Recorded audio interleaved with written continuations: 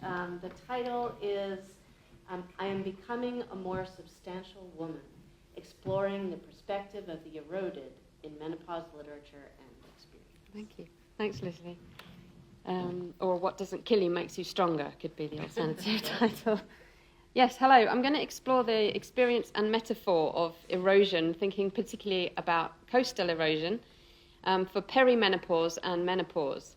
So for those who don't know, perimenopause is the years before menopause, anything from 2 to 10 years, unfortunately, where menstruation becomes irregular and can be heavy, and all kinds of other physical and mental manifestations can appear, such as the famous hot flushes. You're then in menopause when you haven't menstruated for a year, so you only know you're in it retrospectively, which is already interesting. The impetus for this, as I mentioned, has come from my own experience, followed by an ongoing research project involving interviews with those going through perimenopause or moving into menopause. And these are quotes from my own research. Both women in perimenopause and locations of erosion represent liminal states in transition towards a new way of being, experiencing at once slow loss and sudden violence. Both are also subject to cultural narratives and controlling actions that influence perception and experience. Both processes engage with notions of decline and renewal, loss and value, wildness, change, and chaos over the myths of hygienic stasis and the solid ground of being. And there are more metaphorical resonances.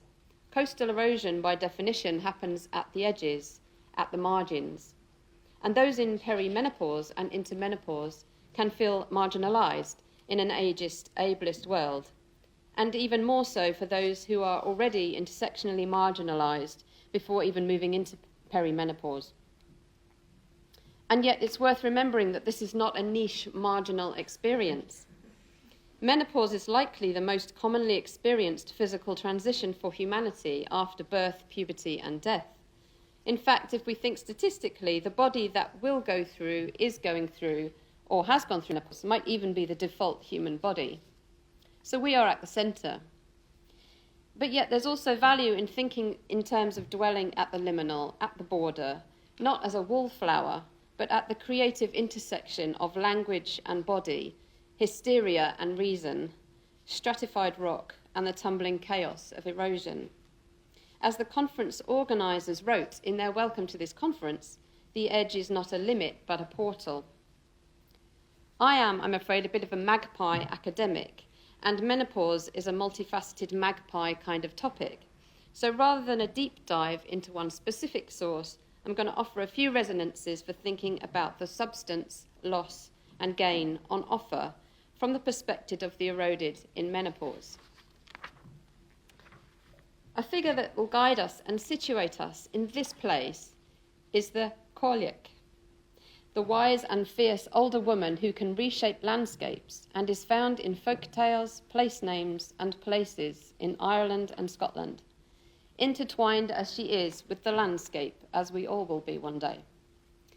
This figure exemplifies a resistance to negative narratives of erosion around menopause, providing a complex, gritty, and fertile figure who embraces agency and challenges simplistic notions of strength and beauty, use, and wildness.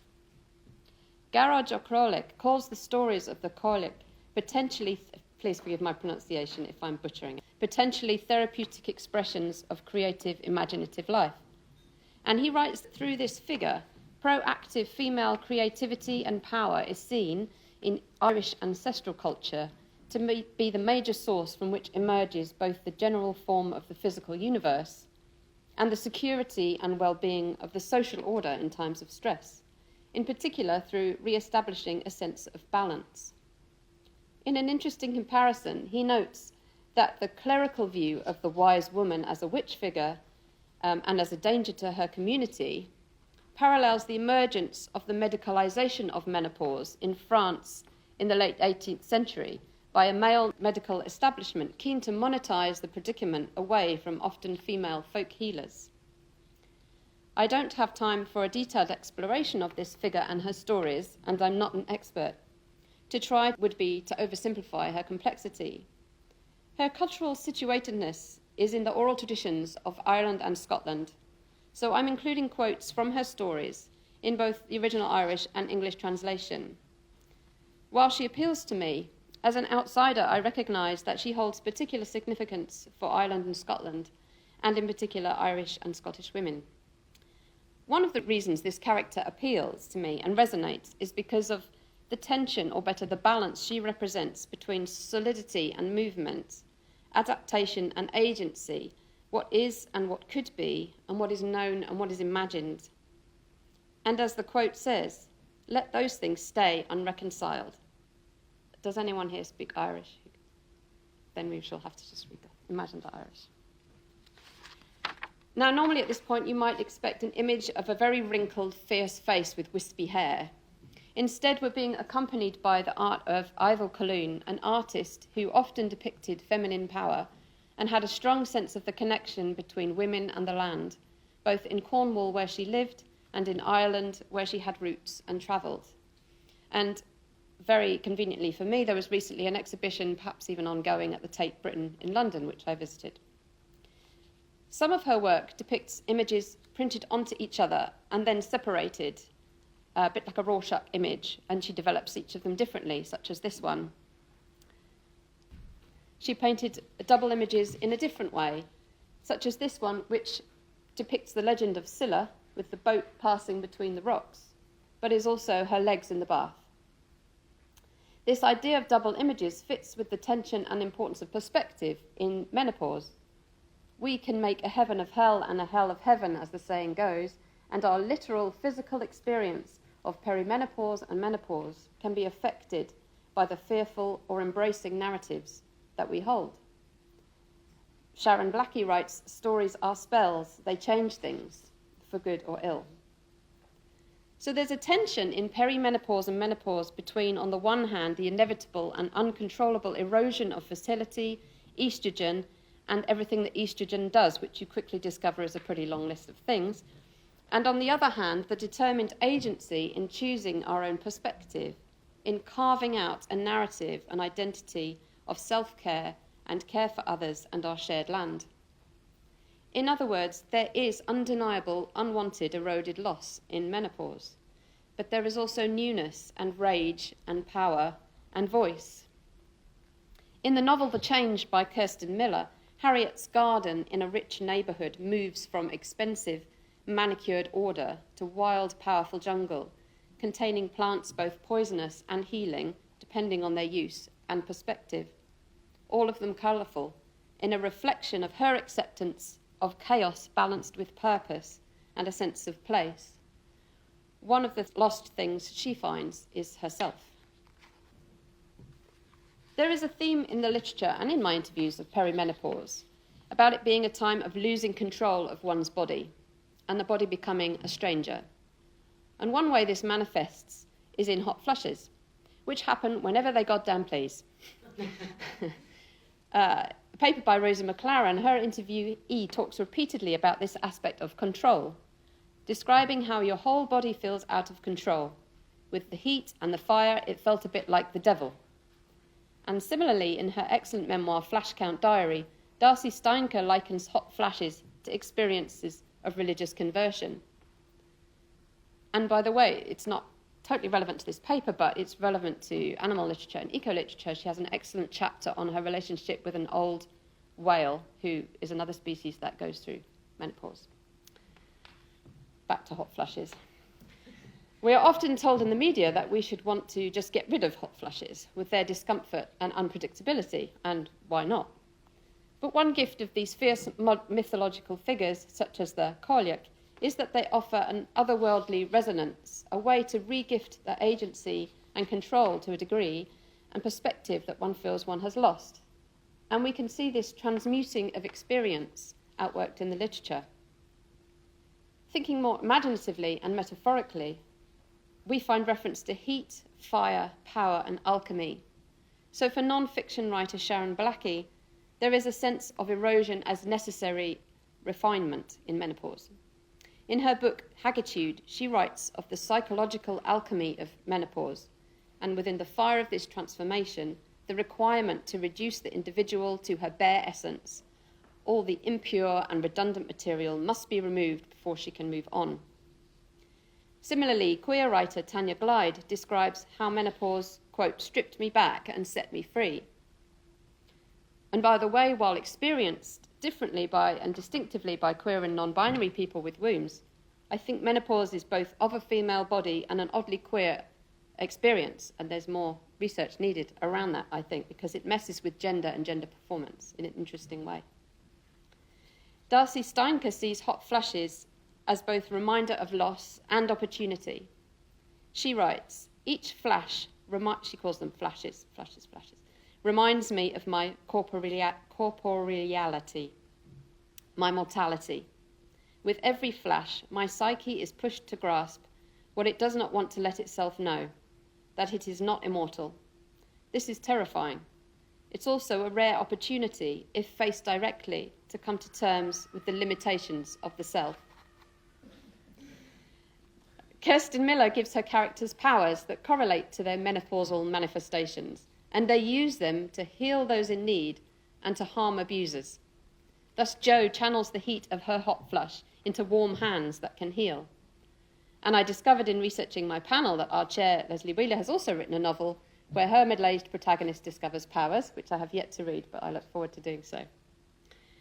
We might also think about perspectives on hysteria as either mental degradation and emotional chaos, or a reordering or shuffling of our emotions and a breaking free of maddening constraints.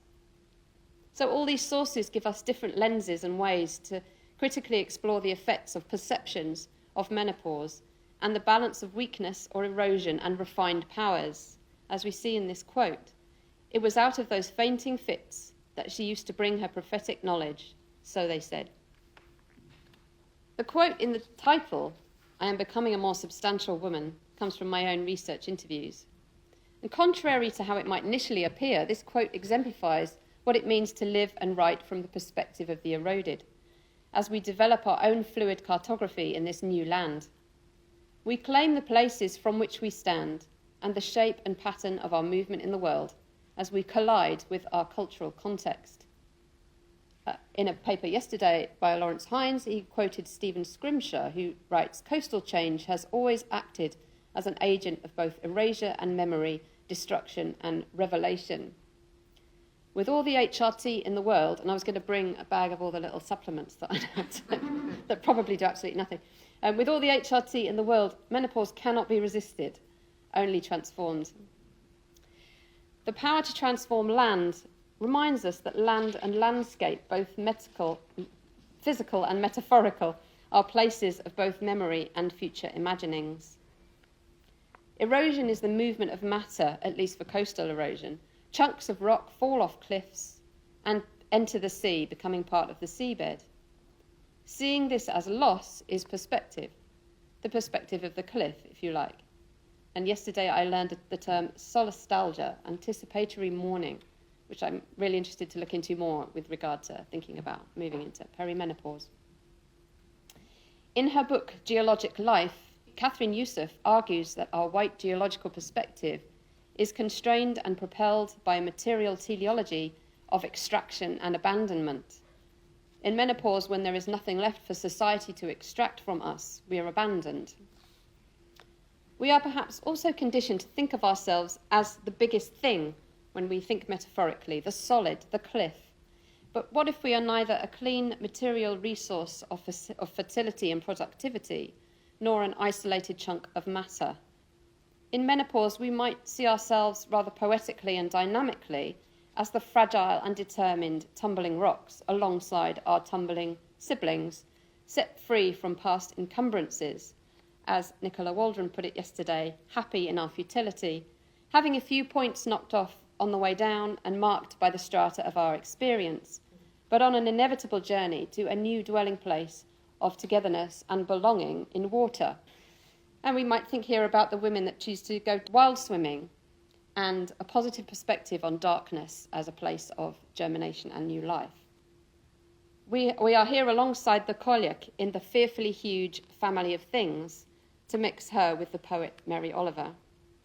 And here is a place we might consider the role of older women in environmental and justice activism in that family. This very week we see in the news scenes of female elders, some of whom over 80 and 90, being arrested and carried out of protests in London. Menopause challenges the form and purpose of our personal cartography, our lives, our bodies, our boundaries, our identities.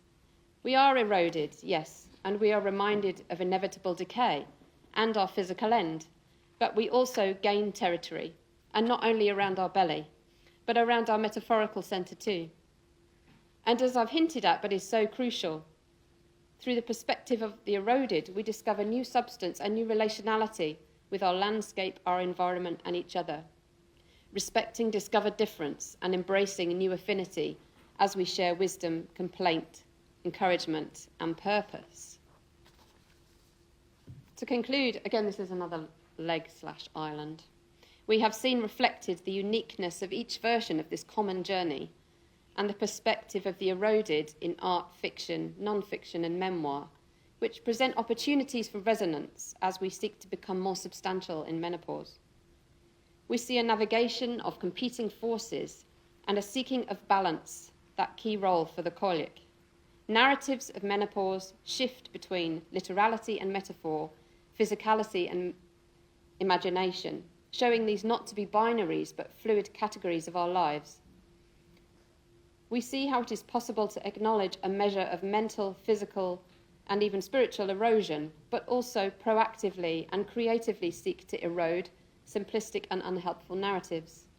We decide, and after all, why shouldn't we believe her?